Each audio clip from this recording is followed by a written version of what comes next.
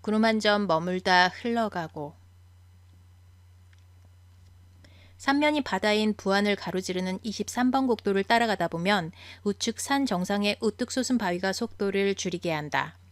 비켜보면 두 개의 바위가 열린 것처럼 보이는 이 우금함을 병풍 삼아 계암사가 자리하고 있다. 내소사와 함께 부안을 대표하는 명찰 중 하나인 계암사는 대한불교 조계종 제24교구 선운사의 말사이다.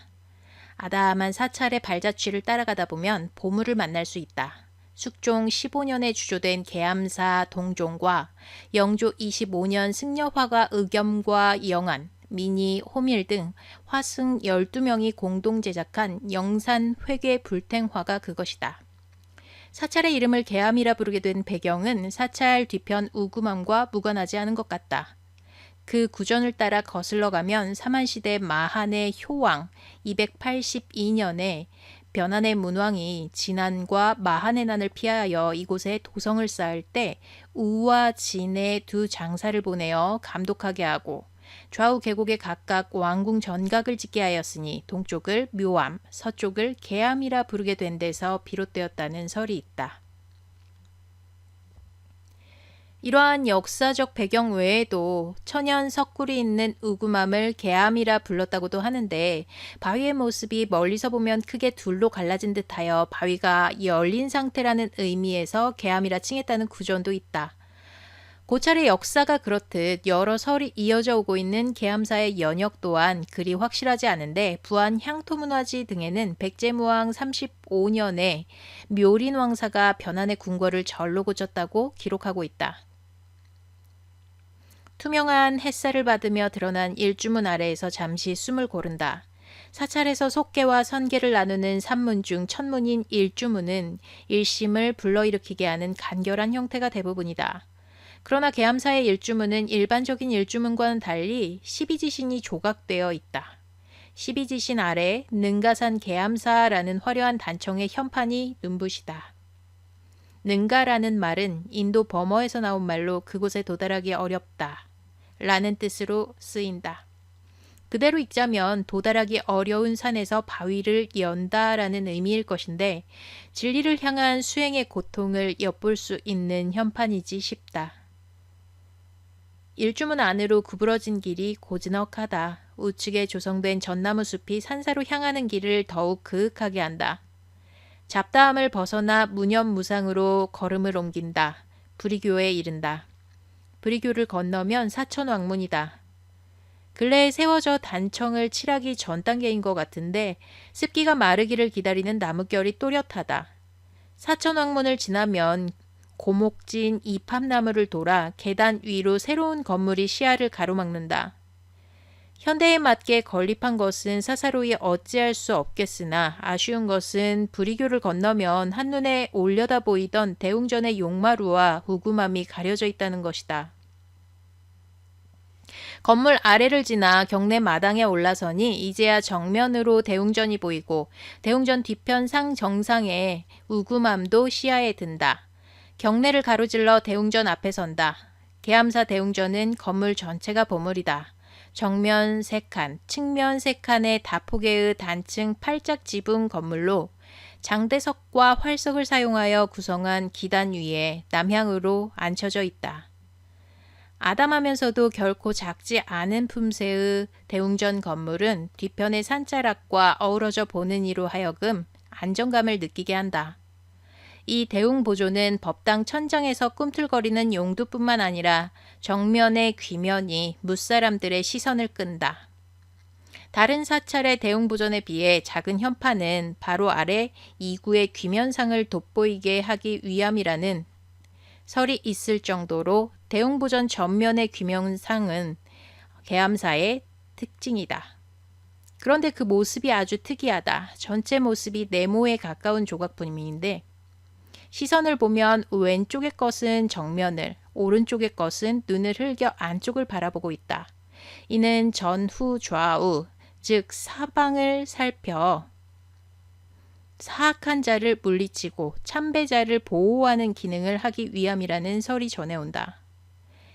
귀면이 내려다보는 법당의 정문을 비켜 배흘림 기둥에 기대해 아담한 내부를 들여다보노라면 이곳이 법당인지 대형 공예품인지 착각하게 된다. 고색 창연한 역사가 묻어나는 대웅전, 닷집을 중심으로 사방에서 뻗어나온 용두가 금방이라도 꿈틀거릴 것처럼 기운이 성하다. 아담한 겉모습과 달리 극락세계를 표현한 법당의 천장은 가늠할 수 없을 만큼 높고 깊어 보인다. 막 들어선 관광객으로 보이는 부부가 옷매무새를 바로잡고 손을 모으는 모습이 어색하지 않다. 아무래도 계암사 대웅전에 들면 불자가 아니라도 마음을 가지런하게 하는 기운을 느끼는 것은 나만의 생각이 아닌 것 같다. 한참을 대웅전에 머물러 생각을 지우니 처음에는 잘 보이지 않던 문양이며 색깔들이 선명하게 보인다. 한 무리의 사람들이 두런두런 대웅전에 들어서는 것을 보고 일어서 등산화를 신는다. 그리고 대웅전 건물을 따라 돈다. 몇 년 전 다시 칠한 단청이 이제는 어느 정도 나무의 질감에 밴 듯하여 눈이 부드럽다. 그래도 사라진 계암사 대웅전의 옛 정취에 대한 아쉬움은 여전하다. 오늘도 내 마음은 단청을 새로 입히기 전의 계암사의 고색 창연한 모습에 기울어져 있다. 옛 단청은 자연 염료에서 끌어낸 색으로 순하고 부드러운 게 특징이다. 다행히 지금의 단청도 고증을 거쳐 옛 빛을 살리기 위해 최선을 다한 것이라 하니 이제 세월이 덧입혀지기를 기다릴 수밖에. 현재의 대웅전은 고려 충수광 1년에 원감국사에 의해 절의 면모를 갖추게 되었으며 임진왜란 때 소실되었다가 1636년에 계효선사에 의해 중건되었으나 끝내지 못했고 1658년에 밀령과 해징 두 선사가 계승하여 완성하였다. 그 후 1783년에 중수를 거친 다음 몇 차례의 중재수를 거쳐 오늘에 이르고 있다. 400여 년 전에 이 역사를 더듬듯 경내를 돌아본다. 내가 사는 곳에서 가까워 자주 찾는 계암사는 친숙할 법도 한데 올 때마다 새롭다. 대웅전 뒤편으로 이어지는 등산로를 따라 산을 오른다. 우구맘을 직접 보기 위함이다. 가파른 등산로가 숨을 가쁘게 한다. 정상에 올라 호흡을 가다듬으니 우구맘이 거느린 풍경이 시야에 들어온다.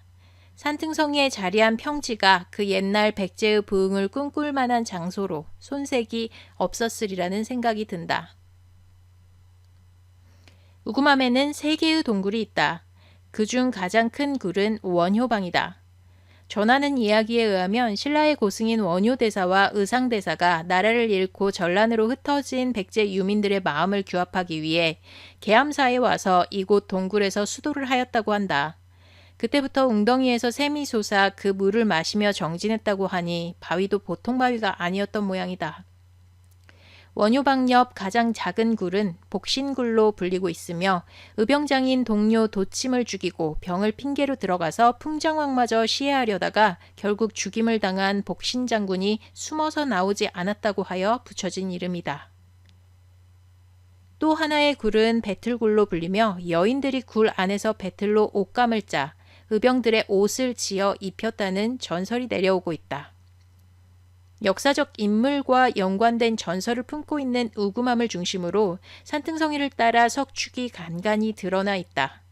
너비 2m, 길이 3,960m의 이 우금산성은 학계에서 주류성으로 비정하고 있어 백제의 부흥운동을 펼쳤던 사적지가 바로 이곳임을 증명하는 것이라고 일각에서는 확신하고 있다. 한가로운 구름처럼 우구맘 품에 들어 세월을 거슬러 흐르노라니 가까이 다가온 산새들도 여유롭다.